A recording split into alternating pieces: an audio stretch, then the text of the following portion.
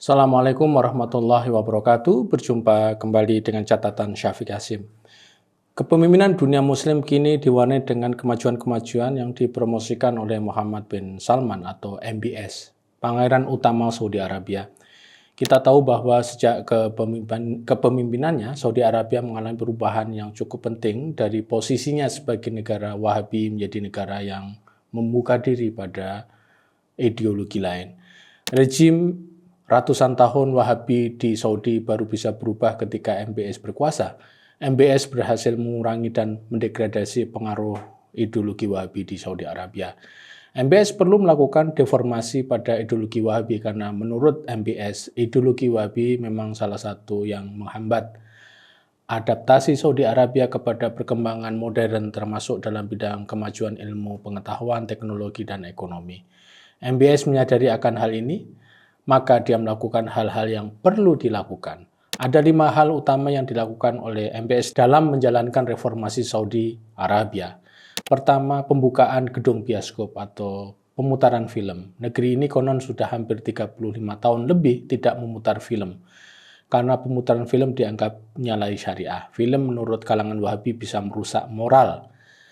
Ya, mulai tahun 70-an, para ulama Wahabi melarang pemutaran film di seluruh Saudi Arabia.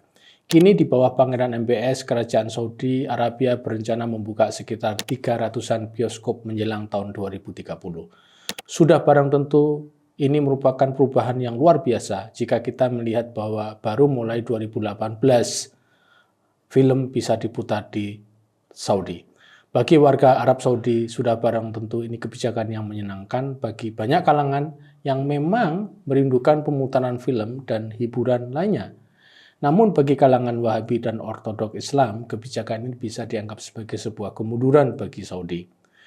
Kedua, perempuan boleh mengendaраkan mobil. Sudah lama sekali Saudi Arabia melarang perempuan untuk menyetir mobil. Larangan menyetir ini artinya Saudi sengaja menciptakan perempuan bergantung pada laki-laki. Aturan ini merupakan refleksi dari cara pandang Wahabi di mana perempuan memang tidak boleh menjadi pemimpin dalam level apapun. Mengendarai mobil itu adalah kepemimpinan pada pengendaraan mobil. Jika perempuan menyetir, artinya perempuan menjadi pemimpin dalam mengendalikan kendaraan. Selain itu, aspek mengendarai mobil bisa menyebabkan perempuan keluar rumah di ruang publik yang harusnya dibatasi. Namun sejak 2018, pemerintah Saudi Arabia memberikan izin bagi perempuan untuk mengendarai mobil. Ini terobosan yang luar biasa, semacam revolusi bagi kehidupan perempuan. Setelah tahun 2018 ini banyak perempuan yang mendapatkan kebebasan mereka dari banyak perempuan yang nyetir dan bahkan menjadi montir atau mekanik mobil dan pengemudi taksi. Mengapa saya menyebutnya sebagai revolusi besar? Karena hal seperti ini tidak pernah dibayangkan oleh kaum perempuan Saudi Arabia sebelumnya. Ketiga, dihapusnya kewajiban perempuan untuk bepergian dengan ditemani mahram. Sudah lama terjadi di Saudi bahwa seorang perempuan jika bepergian, terutama ke luar negeri, maka mereka tidak bisa bepergian sendiri. Konsep mahram ini menunjukkan bahwa perempuan bukan makhluk independen sebagaimana lelaki, karena tidak bisa keluar ke ruang publik, terutama ke luar negeri, tanpa ditemani oleh keluarga lelaki mereka. Mereka lah yang disebut dengan istilah mahram. Mahram ini seperti ayah, kakek, saudara lelaki. Mereka semua ini yang dalam konsep hukum Islam memiliki wewenang untuk anak-anak perempuan mereka.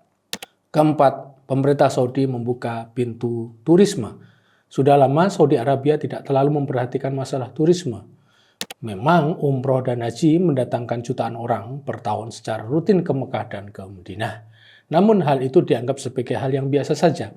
Saudi Arabia juga sudah lama menggantungkan ekonomi mereka pada revenue minyak yang memang luar biasa melimpah.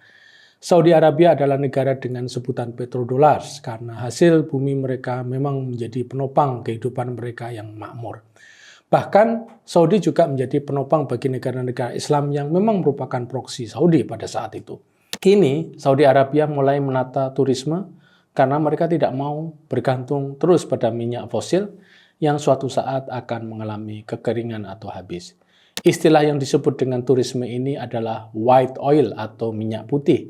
Kini turis, pekerja asing, dan lain sebagainya bisa datang ke Saudi dengan sambutan yang meriah. Kelima, gender mixing Artinya gender mixing secara gampang adalah antara laki-laki dan perempuan tidak lagi ada segregasi. Tidak sebagaimana zaman Wahabisme begitu berkuasa di Saudi Arabia adalah negara yang memberlakukan pemisahan gender secara kaku. Bahkan untuk penegakan segregasi laki-laki dan perempuan, pemerintah Saudi mengerahkan petugas keamanan khusus. Bahkan di restoran ada tempat khusus bagi perempuan dan ada tempat khusus bagi lelaki. Selama mereka bukan keluarga, maka mereka harus berada di wilayah duduk yang terpisah.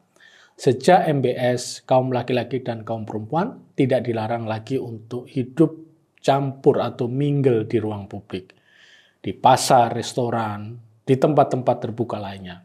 Ketika pergi ke restoran, mereka kini bisa duduk bersama dan campur. Sudah barang tentu, ini tidak hanya perubahan revolusioner, namun sebuah kejutan sejarah bagi masyarakat Muslim Saudi. Tetapi mereka ada yang bisa menerima dan ada yang belum bisa menerima. Hal ini bisa dimaklumin karena mereka ratusan tahun berada dalam sistem pemahaman ideologi keagamaan yang memang memiliki cara pandang memisahkan laki-laki dan perempuan. Pemisahan laki dan perempuan di ruang publik merupakan ciri utama dari pemerintahan Wahabis. Bayangkan sejak 2018 ke sini, pemerintah Saudi mengizinkan perempuan untuk masuk ke dalam stadion, dari menonton olahraga sampai menonton konser, bersama-sama dengan kaum lelaki. Bahkan mereka kini bisa pergi ke pantai untuk menikmati air dan pasir pantai tanpa khawatir mereka ditangkap oleh polisi syariah, meskipun di sana juga ada banyak lelaki di pantai yang sama. Karena gender mixing ini juga banyak perempuan yang bekerja dengan profesi yang bermacam-macam. Mereka ada yang menjadi bankers, pemilik toko-toko, pekerja-pekerja lain yang dulu sangat sulit dilakukan oleh para perempuan Saudi. Sebagai catatan, 5 hal kunci yang digalakkan oleh MBS dalam menakodai Saudi Arabia ke depan ini perlu dilihat sebagai model bagaimana sebuah negeri itu bisa berubah dengan kepemimpinannya menuju situasi dan keadaan yang lebih baik. Jika pemimpin mereka ingin melakukan perubahan dengan serius dan berorientasi kepada kebaikan, maka itu sangat bisa terjadi dan mendapat dukungan masyarakatnya. Demikian, wassalamualaikum warahmatullahi wabarakatuh.